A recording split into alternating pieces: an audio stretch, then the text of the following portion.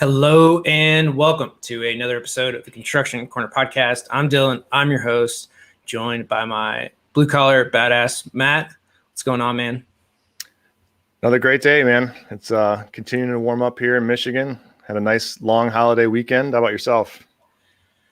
Yeah, the weather is coming for a change. And it's funny, right? We always talk about the weather, but in construction, it matters so much what the weather is doing and what, we can get out and actually execute on. I check the Weather Channel so many times a day. It's insane. Well, guys, we have an awesome guest today, Todd Weyandt, and I probably butchered your name, Todd, but you're the correct. You just crushed it. That was impressive. Is the director of creative marketing at Applied Software and host of Bridging the Gap podcast, which was the winner of the 2020 Best Construction Podcast, which I had the honor to be on and I'll air here shortly. And a champion of industry dialogue to support construction companies as they try new things, advance, and thrive. Right up our alley here on the Construction Corner. And Todd has a deep and extensive knowledge of how to increase awareness of a brand, communication strategy, and plays a major role in elevating corporate culture, which is what we're going to dive in thoroughly today. So Todd, welcome to the show. Yeah, thanks for having me. I'm really looking forward to the conversation. Yeah, ours was so good that you had to come on here and we had to go a little further.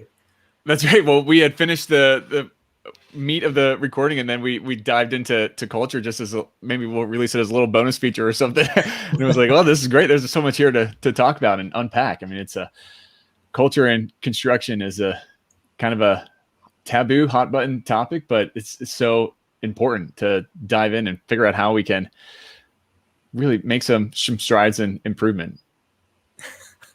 Yeah, I think I went on a 15-minute diatribe on core values.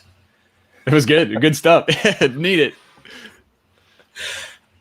Before we dive into that, which we'll cover extensively here, but how'd you get your start and what made you stay in construction? Yeah, quite by accident, I stumbled into construction. So my whole background is in marketing and brand strategies. And so I came to Applied Software 7 years ago, having never really touched the AEC industry in any real practical way, and came in on the marketing side, but really fell in love with all the nuances of AEC and really got a passion for construction because of the people that are in construction. I think it, bar none, has some of the best quality people.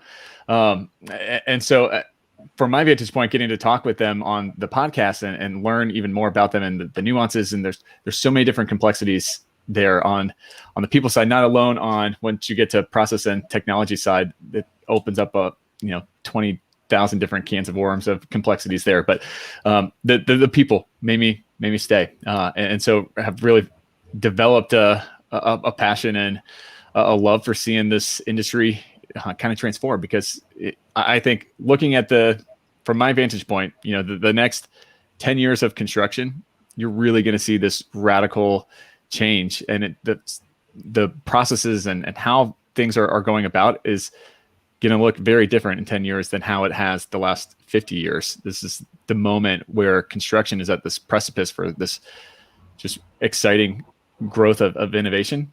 And so I think being able to help give voice to champion that of hey, you guys can do it. We all can band together and we can make strides here. That's the fun part for me. That's a great answer, Todd. That's a fantastic answer, really. And that's so cool. It really is so much about the people. It's an industry that from top to bottom and side to side, there's different sub industries all wrapped up in construction, right? Obviously, you guys are both kind of on the software and design side. I'm on the field and construction side, but there's a people element and that human element to it that you can't get rid of. You can't ignore it. And at the very root of construction, it starts with people who are still out there working with their hands, right? And so what you guys are frankly both doing to help further the industry, but also increase the livelihoods and the enjoyment of all of the people that are still out doing the handiwork. It's just huge for the industry as a whole. Yeah, absolutely. I think one of the fascinating things for me in focusing in on construction is that you have all these like incredibly talented people, incredibly smart people, no matter where they are in the industry, and they're all willing to help and to share. And the kind of the undercurrent that goes through the people in construction is just get the job done, whatever that entails. Let's figure it out and problem solve, get it done. But all too often they are kind of talking past each other. The field and the office, they're trying to accomplish the same goal in the end of the day, but how they talk, how they phrase things, and how their lens they're looking at it is very different. And so they just are talking past each other. And so I think having somebody to come in and be like, all right, here's like the translation between what you guys are trying to do. We're all on the same team here. This is the end goal that we're trying to accomplish. Now let's figure out where we go about that and problem solve. Neither side is wrong. You're just looking at it from different sides of the same coin.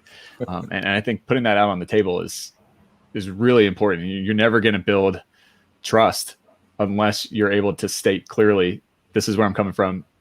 I'm going to really seek to understand where you're coming from. Even if I think you're an idiot coming from that direction, it's still good to know this is the direction that you're coming from.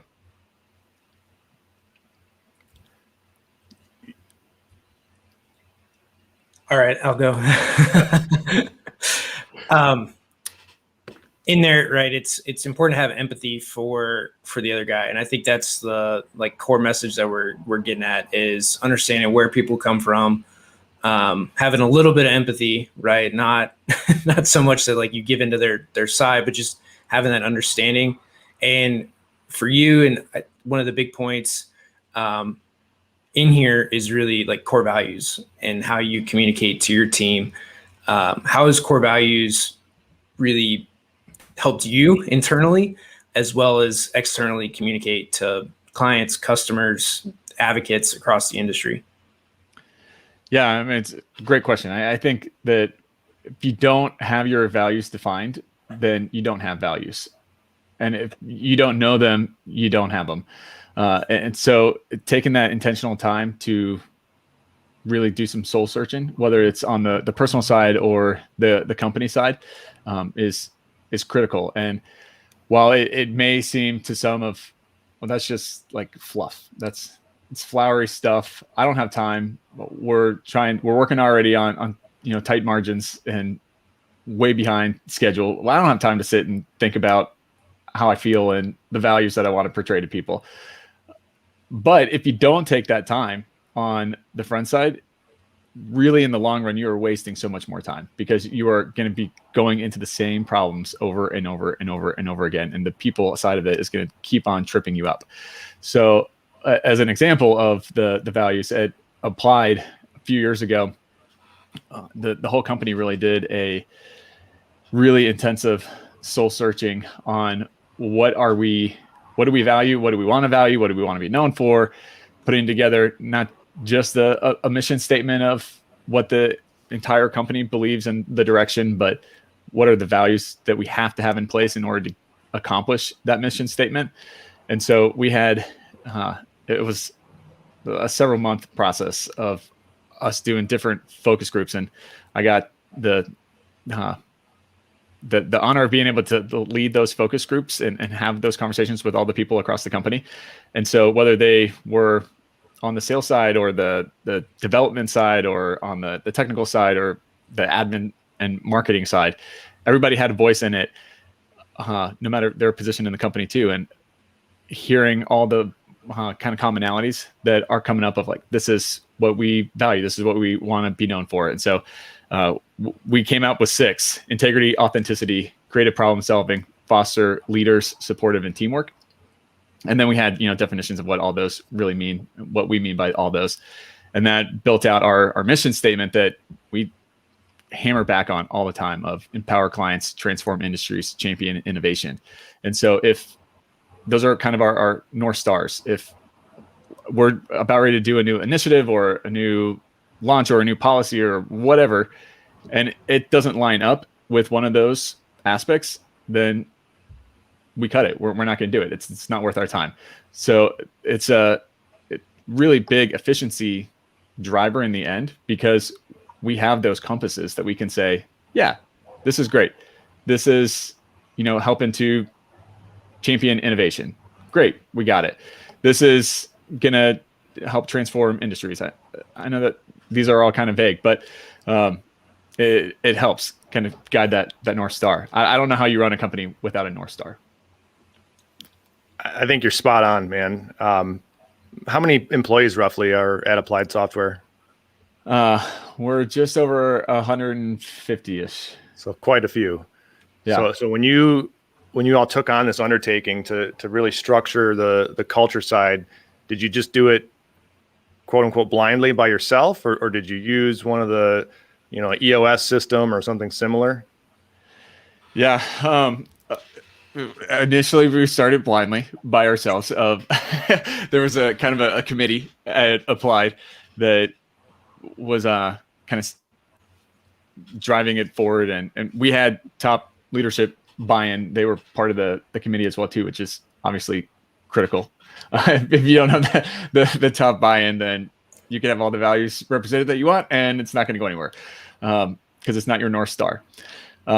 As we got more sophisticated with it, we built out different things and brought on software platforms to help with that. But really, at the end of the day, it's still I'm going to go back to the people aspect, and it's the people that are consistently representing that, because you can have it, but if you're not encouraging that, if you're not rewarding that, I would argue you probably don't really have those values anyway.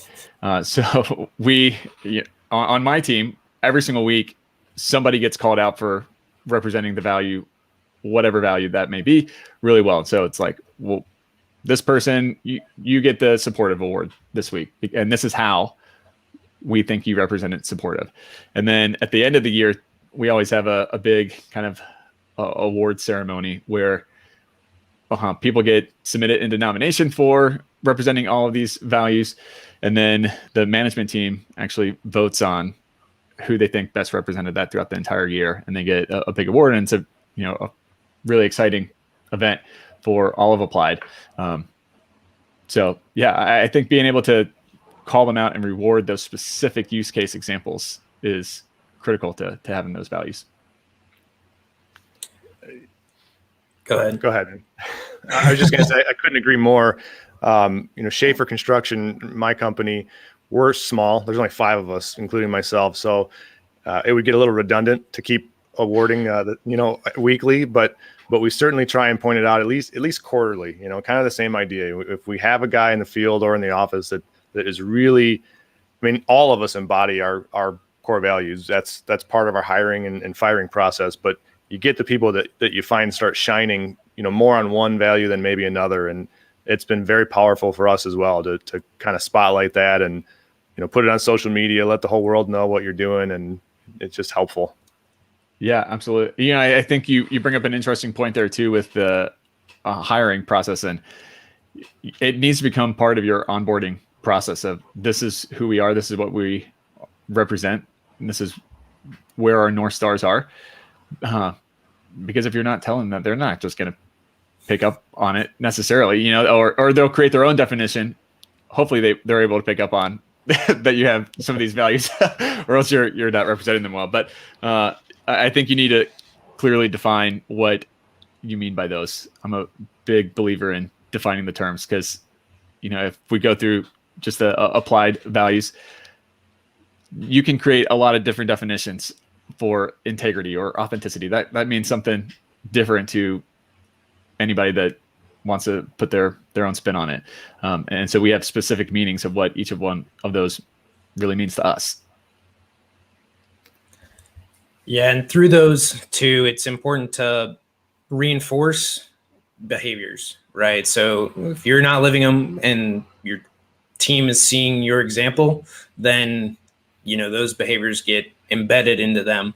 So it's important for core values that when you're creating these, no matter the size of the company, like your leadership team needs to already embody these, because if they don't, then you're going to reinforce the wrong things, or they'll see that, hey, these things don't actually matter because your leadership team doesn't care about them. They don't do them, and nothing ever sticks. And that's the problem I've had for when I was in other A&E firms. We'd always do this strategic planning, these big visions, and nothing would ever get followed through on because core leadership didn't embody or really care, right? They weren't involved from the start on a lot of these topics. They didn't lead the charge for anything. So when everyone saw that core leadership was not, championing these movements, these changes, it all got thrown out the window because nobody cared at the end of the day because they knew it wasn't taken seriously.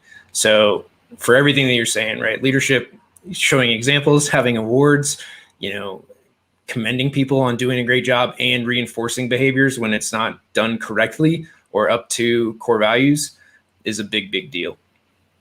Yeah, for sure. Well, that goes back to the trust aspect of it. If, you can say that you have supportiveness or something as one of your values, but if your top leaders are screaming at each other in meetings, well, then that just shows the example that then the next line down can start screaming at each other, and then that trickles down to the next line down, and then they're screaming at each other, and then you wonder why in the construction world you go out to the field and stuff, and they're just having this totally toxic environment of nobody respecting each other, nobody trusts each other, and you're like, well, where'd this come from? And point the finger back at you because you started it.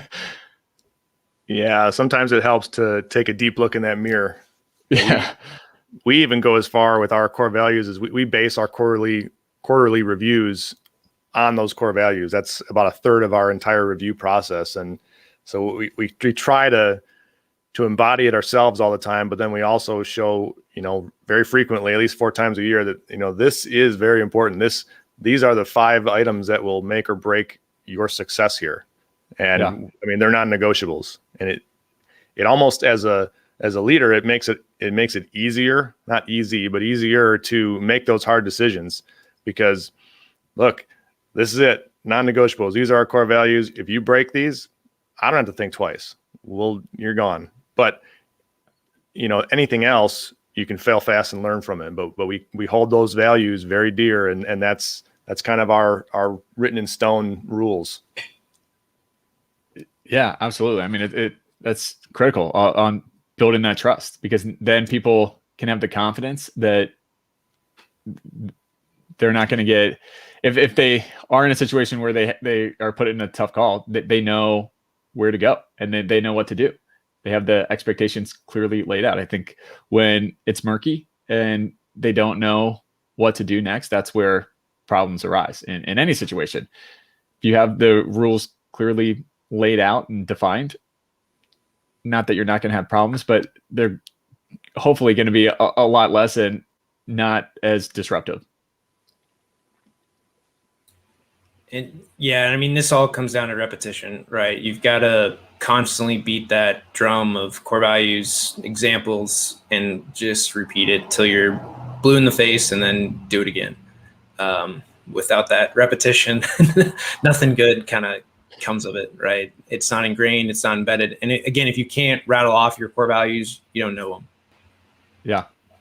Yeah, absolutely. Consistency is the key. I have 3 kids, 5 and under, and so I often equate it to parenting.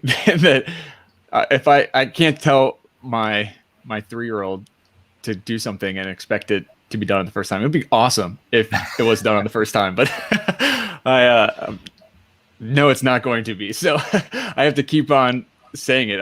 Put your shoes on now. Go put your shoes on. Go put your shoes on. And then eventually she's going to go put her shoes on. But sorry, that was a little rabbit trail. The consistency is huge. I like it. And do me a favor, if you ever figure out that tell them one time thing, let me know, because I also have 3. My oldest is 14, and it still takes more than one time with him. So. It would be an amazing trick. Yes.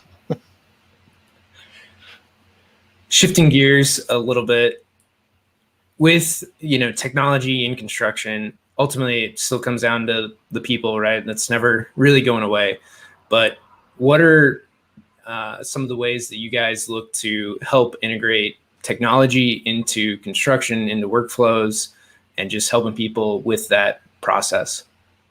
Yeah, I think it's a great question. It's something that we talk a lot about on Bridging the Gap. And I think you almost have to take a couple steps back when you're thinking through successful technology adoption. And it's really, what are those foundational kind of building block elements that are needed to have in place before you can even really think about technology. And a huge building block of that is the culture element that we were just talking about. I think another aspect is, having good leadership that is embracing the "it's okay to fail" mindset, and that's something that doesn't come naturally to anybody, but especially doesn't come naturally, I think, to construction. Failure is a very bad 4-letter word in construction. So, kind of having that leadership destigmatize that, because no software is going to roll out without a kink or, something that you have to work through and that you didn't really think through and prepare. Even the best implementation plans have something that come up in the real world that is going to throw you for a loop. And so having that mindset of fail fast, but it's okay to fail fast, and then learn from it and grow and adapt. And then that growth mindset is huge as well too. So I think without kind of those big building blocks, you can have the best technology in the world. You're not going to go anywhere with it. And then when you get to the implementation phase, really think through your plan. What's the goal that you are trying to accomplish? And then work backwards from that. What are the KPIs that you can put in place to measure that it's successful? Or hopefully have some early warning KPIs in there as well too, that this is not going the exact way that we thought, so that you can adjust and readapt. And maybe it was that your expectation was wrong. Maybe it's that you didn't have the right expectation in there, or you didn't have the right KPI that you're measuring. And so you have to tweak and adapt. And so being agile enough that you can, move quickly, but kind of trust but verify mentality.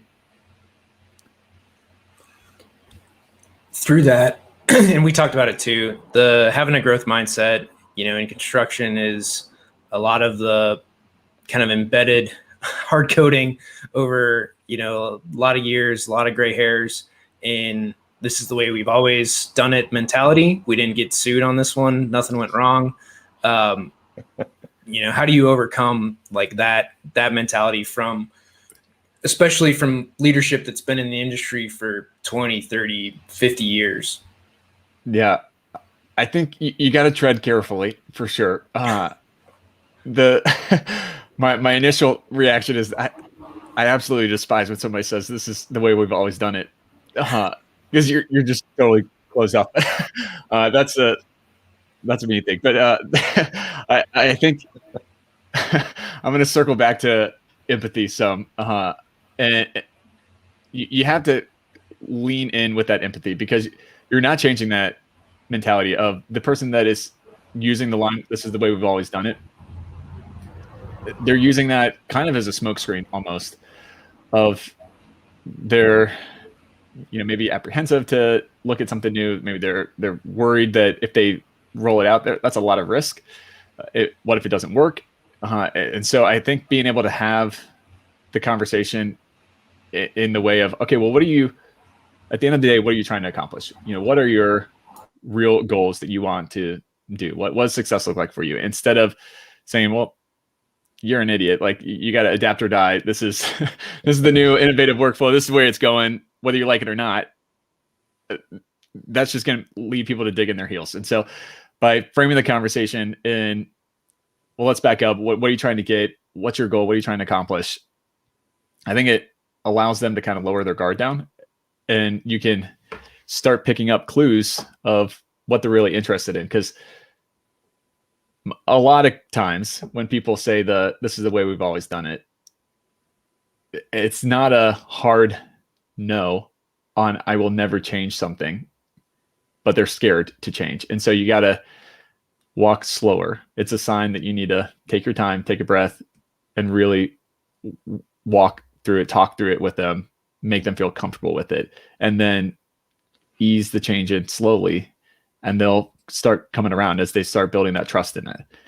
If you try to go too fast with it, then it is going to be that hard no. And you guys service the full AEC industry, but I got to imagine that the construction side of that triad there is the hardest to sell to, because I don't know how you do it, to be honest with you, especially, in your role as director of creative marketing, to go and market software to a group of individuals that historically has done everything they can to avoid software and avoid innovation. It's got to be nearly impossible sometimes. I think it's a fun challenge. It definitely, construction does take a very different approach to it than the A&E side of AEC. But at the end of the day, it's people, and so you're gonna have those people that are resistant to it. But what I see in construction is kind of this reawakening almost, that there's a lot more people out there that are ready and excited to embrace new workflows and bring in technology. And it's already happening. It's just that those stories don't get told. I think that there's more, and maybe this is my vantage point, I'm biased, but I think that there's a marketing problem in construction, in that construction does a bad job of telling their stories of technology and innovation. And so, and the stories that do get out there are on these, ridiculously huge projects that make, you're like, okay, that's cool. They, assembled this building like Legos in 4 days. No normal average project is going to use that. So it's just not relevant. And so I think construction as a whole, and the people that are willing to embrace technology and willing to change up workflows, the onus is on them to do a better job of telling the stories on how you can do that on everyday projects and create those efficiencies and create that effectiveness that you get in those, sexier, big project stories that are shared. That's a great answer. And I think the construction industry as a whole is terrible about telling any stories other than, the oh shit, big failure stories. And right. I think, we could all stand to get better from that. And I'm a construction guy. I've been in the industry for 23 years. I'm on the embracing technology side of it. Otherwise, I don't think Dylan would have me around anymore. But there's so much of it that, we don't tell our stories about our wins regardless. It's just finished project. All right, you can celebrate for 15 minutes. Tomorrow morning, get back in here and start the next one. And we got to keep churning and burning. And I think if we took time to start telling stories all across the board, we'd all be better off for it. And maybe it would help you also on your side if we all kind of embrace that storytelling culture and environment a little bit more. Yeah, I agree. I also think it plays into the skilled labor shortage that, everybody's sick of hearing, but it's still a thing, still relevant. There. Because if, the average high schooler coming out of high school, you ask them what they think of the construction industry, and they are going to paint, I think, a radically different picture of what construction is than what it really is in reality. Because I think all too often construction is viewed as it's a job. There's no real career path there. We all know that's not the case. You can do so many different things in the construction industry, whether it's on, out in the field, you can do really cool things working on, leveraging amazing tools and drones and, scanners and all this stuff. You could go into the software side. You can go, there's a plethora of things that you can dive into. And there's cool stuff that would really appeal to high schoolers, but they don't know it. Brother, you're on the right show. We could probably railroad this thing and go on for hours on that last 2 minutes you just let loose, because Dylan and I have talked about that exact same thing. I don't know, every episode that I've recorded with him. It's a huge problem, right? And it doesn't get solved without us at least talking about it. That's the first step is back to storytelling. Getting people to see the culture and see the opportunity out there. And construction is not just banging nails all day. It's just not. There's a huge, huge world out there that doesn't get explored too often. Yeah, absolutely. The first step is admitting you have a problem and saying, hi, I'm in the construction industry. We have a marketing problem. We need to do a better job of bringing people in. Yeah, I think we got to do that as an industry. Yeah. One of the things in there too is, and it's like, so coming from the design side is a reluctance to share the projects that we work on, right? A reluctance to anything that's not a finished rendering to put out. And in a lot of it is like, you can put out projects without putting a name to it, because that's really what the fear is in design, that if somebody sees this that we're working on, and they tie this image to whatever, then we're going to have a huge problem. So on the architecture and design side, it's a fear of putting things out that aren't finished products or approved or anything like that. So I think if we get over some of the fear, the reluctance of sharing images, you can strip away all the telling details of a building, of a project. Again, it's not reality yet. Hey, this is just a cool thing that we designed. Then by sharing more, sharing things that are on job sites, I think that there's a big reluctance in doing a lot of that for various reasons. But if we can get over that, or at least talk to owners about, hey, what can we share? What can't we share? What are you okay with? Then we can get more out, as we go to job sites, do project walks, design things, do review sessions, right? All those types of things become part now of that project's life cycle that can be used to bring people into the industry, to, in some cases, could be used to even highlight a project for an owner, right? To show the design processes and things that you go through to create a building, to market whatever that building is. Again, we're in construction, most of the things we do are public spaces. So people are going to want to show up to that office building or convention center or school, right? Whatever it might be, to help share that process and putting this big thing into a community, right? Whether that's attracting tenants for a multi-use project or residents, for that same project. So I think you're spot on in the marketing thing, and it's one, having these conversations, but also to find ways to do a little more and to share a little more, with keeping in the bounds of that, owner, contractor, design, architect relationship. Yeah. I think you bring up an interesting dynamic there as well too, Dylan, in that you got to get the owners on board and seeing the value of sharing all that information, because realistically, without them on board, it's going to come to a screeching halt. So, but there's an incredible amount of value that they would gain by kind of loosening the grip on that sum. And I think a lot would be open for it and wanting to share it. They don't think about it.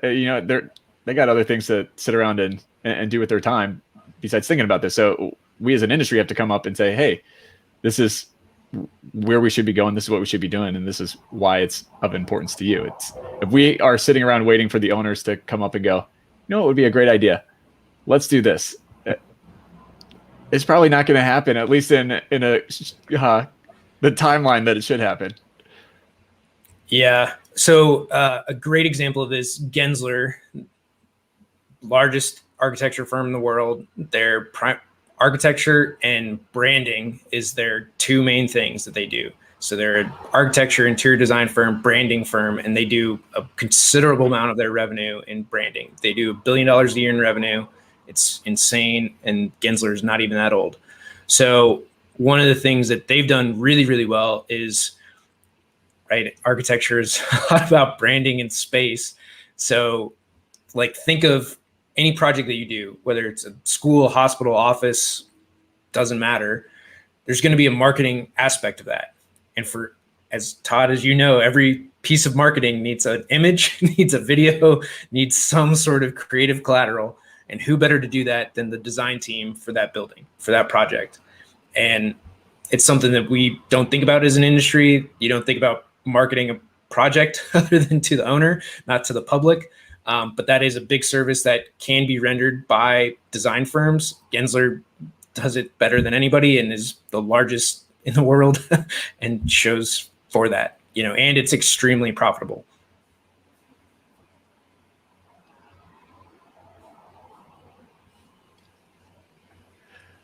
I wish I could get my common architects to start marketing projects like that along with us.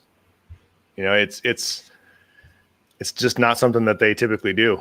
I don't really understand why, because I mean, we do it. Looks like we lost our guest. we do it. I do it, you know, on our current projects, and there's always this air of secretiveness in our industry too, because, you know, especially from the design build side, there's a level of how much can I talk about without risking somebody else coming in and trying to, you know, grab my prize. Obviously, once you get contracted and start a project, it's all bets are off. We'll plaster it all over our media channels. But even before that, you know, we have, like we've talked about, we have sales cycles that could run a year before we put a shovel in the ground. And there's a lot of cool, interesting things that happen during that time. It's not just sitting in front of a computer, you know, on an Excel spreadsheet. There's a lot of design. There's a lot of collaboration. There's all kinds of back and forth communication.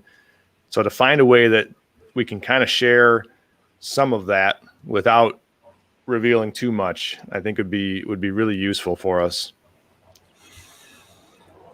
I think a lot of that comes to stripping the names off of that project, because that's, I think, one of the biggest fears for projects is that, you know, for like your community center, right? You gave it a name, you put a design to it, and then it doesn't turn out like that. That's like the biggest fear that I think people run into is, you know, not having that branded, named for that project, you know, is a big fear that people run into. So there's definitely some secretiveness, but you can put out a lot of material, a lot of content, and just say, look at this community center design, look at this project type, look at this whatever, right? It doesn't ever have to be built. There's no name to it. There's no like location. So people don't tie anything to it. It's just like, oh, that's cool, right? And I think that goes a heck of a long way in just, again, showcasing what we can do in construction, both on the, you know, from the design side as well as like the phases and, you know, everything that's behind a ceiling and a wall in a project that nobody ever sees, right? Or a mechanical penthouse or any of those spaces that get covered up, that get lost, that get, you know, never to be seen again. I like that. And I never had really thought about it this way until you just said that, but that alone could be a great way to start attracting youth to the industry, whether it's the design or construction side, you know, kind of showing the step-by-step, you know, from concept through completion, but all the nitty-gritty in between, you know, that could be a really a good marketing ploy, I think, especially to get, you know, young kids coming into high school more interested in what it is we do.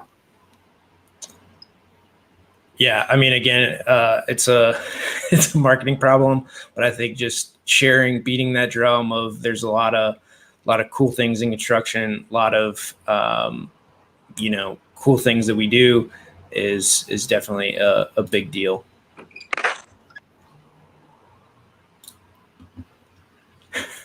Welcome back, Todd. This is ironic. They're doing construction around me and knocked out my Wi-Fi. Sorry about that. Hey, those damn contractors, they do it every time. Yeah. It's call before you dig. Fun of live. Well, welcome back. We were just kind of re-engaging on kind of the secretiveness of our, especially of the construction side, and the almost scaredness or unwillingness to share much of anything until you have a contract signed. And Dylan was kind of touching on some strategies to, strip all the pertinent, sensitive information off, but still showing, the parts and pieces, because, the pre-construction side of what we do, or what I do, and what, the AEC industry does is so full of interesting stuff. It's not just staring at a screen. So trying to find ways to show that off and hopefully use it to attract new talent.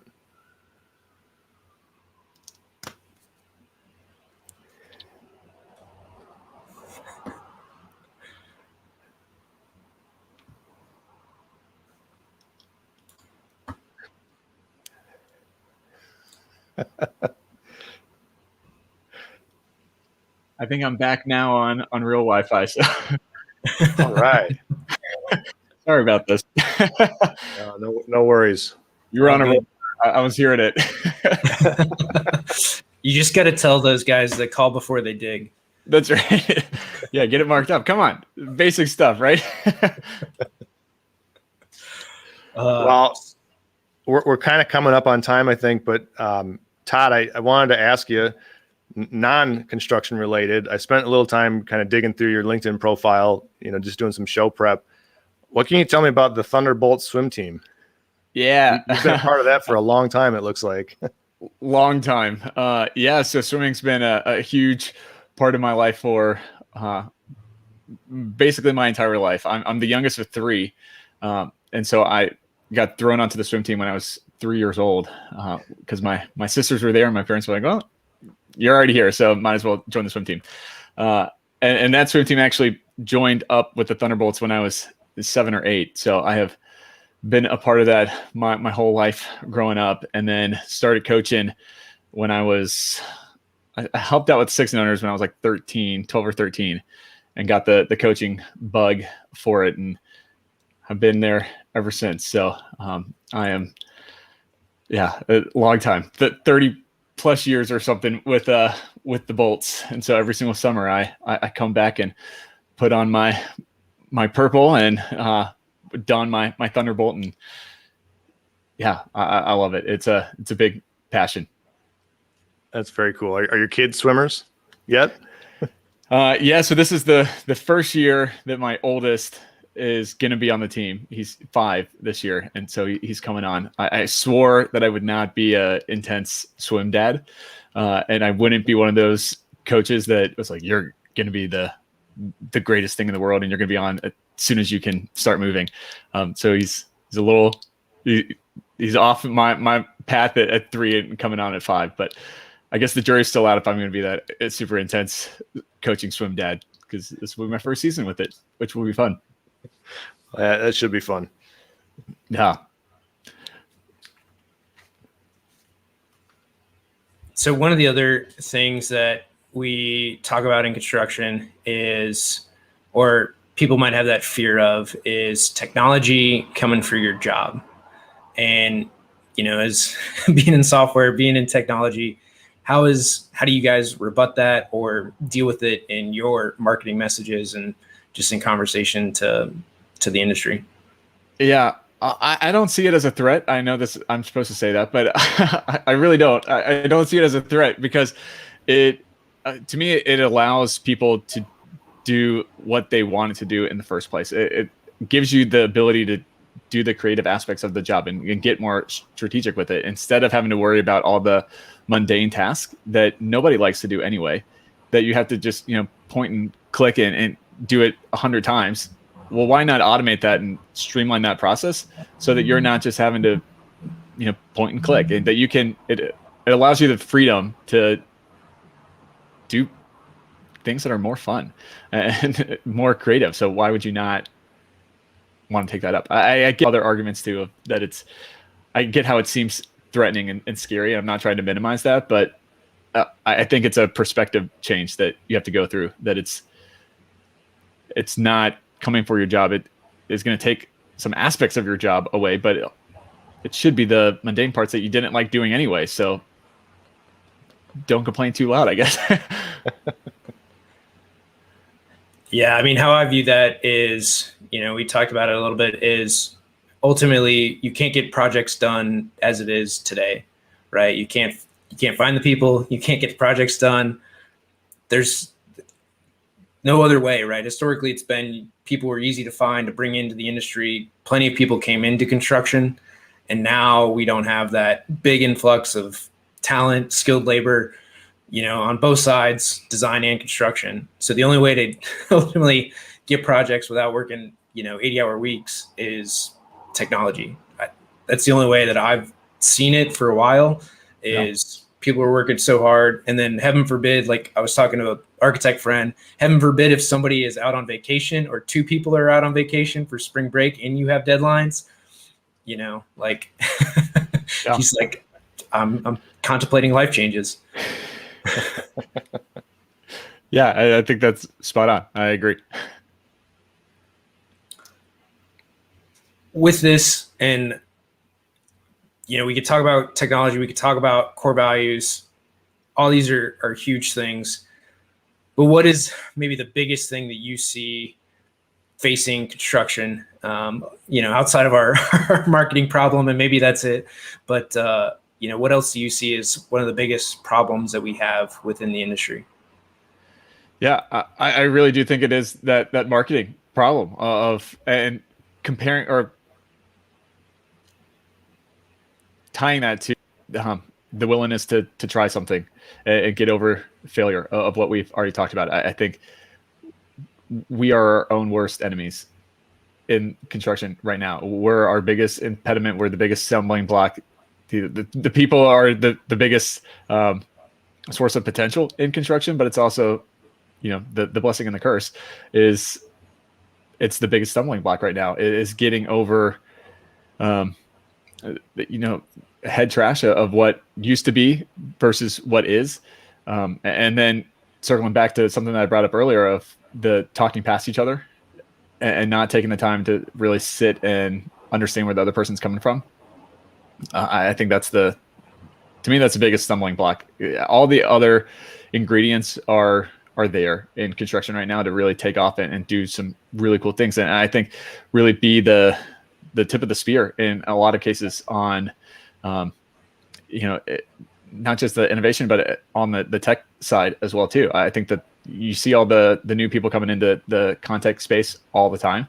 And I think in the next few years, one of the powerhouse tech companies is going to be in the construction industry. Maybe that's a decade away, but I think you're going to start seeing that if people can get out of their own way. I Love it, man. couldn't have said it better. Yeah. Just got to stop tripping over ourselves. We totally agree. Todd, where can they find you? Yeah. LinkedIn, I'm on there all the time. I not slight addiction to LinkedIn. So that's a great place to find me. bridgingthegappod.com is the website for the podcast. And then ASTI.com is applied software. Awesome. And here at the end too, I'd love you to pitch a little bit on MEP Force. Yeah. So MEP Force is the premier conference for the MEP space. So everything about it is geared to MEP, and whether that's on the technology side or the workflow side, or even some of this cultural stuff, we're going to have some roundtables on how do we, as an MEP industry, help move forward, and how do we embrace some of that growth mindset. But there's a ton of classes that are just incredible amount of training as well on all the different softwares that are out there. And then one of the biggest aspect of it is the networking part. We're aiming for over 2,000 people come into MEP Force this year.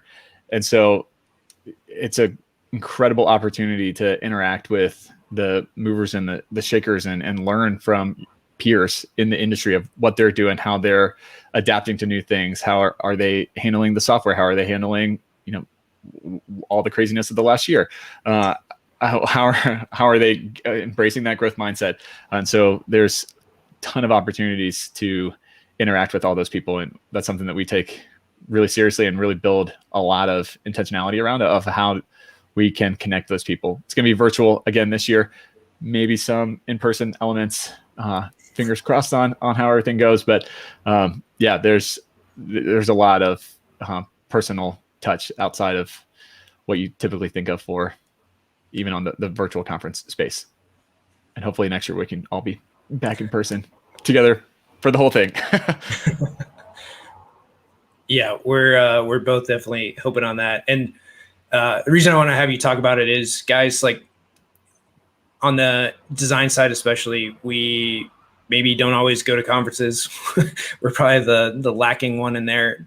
Our construction partners typically go more often than we do, and it's something that I want to encourage, whether it's MEP Force, whether it's AU, whether there's plenty of other conferences out there to go to, but to continued education, right? This is the whole basis of a growth mindset, is to go and learn from others, to connect within the industry and not be always so close-knit, so close-minded, and to go and experience other things, get exposed to different technologies and workflows and people right across the industry. That's what these conferences are for. If you've never been to any conference at all, they're typically a great time. You make as many friends at the bar as you do at the showroom floor and the conference floor. So I encourage people to go to conferences. Obviously this year and last, with most being virtual, it's not as maybe interactive, but to still find ways to connect with other people across the industry, share some best practices. Again, if you're across the country, more than likely you're not competitors anyway. So it's good to just share those best practices, and you'll be surprised at what you're going to learn. Amen. Couldn't agree more, man. Any closing words, Matt? Todd, I just want to thank you for coming on. I thoroughly enjoyed the conversation, and hopefully we can continue it again sometime. Yeah, likewise. Thanks for having me. Any closing parting words, Todd? No, thanks for having me. Really appreciate it. There's so many different rabbit trails that we could continue to go down for sure on this topic. Definitely. Yeah. Guys, Todd, thank you so much for coming on. We love talking about core values. We love talking about this industry. We love, sharing what we've learned, what we can do better, and at the end of the day, for everybody out there, guys, just talk about the industry, talk about the cool things, talk about all of the things that are behind closed doors, closed walls, closed ceilings, and share the cool things about construction and what's going on. It's really the biggest message that we can continue to impart upon everybody, is to share this message, share the message that construction is a great industry. Check out Bridging the Gap with Todd. They do a great job over there. And again, thank you all for listening. Until next time.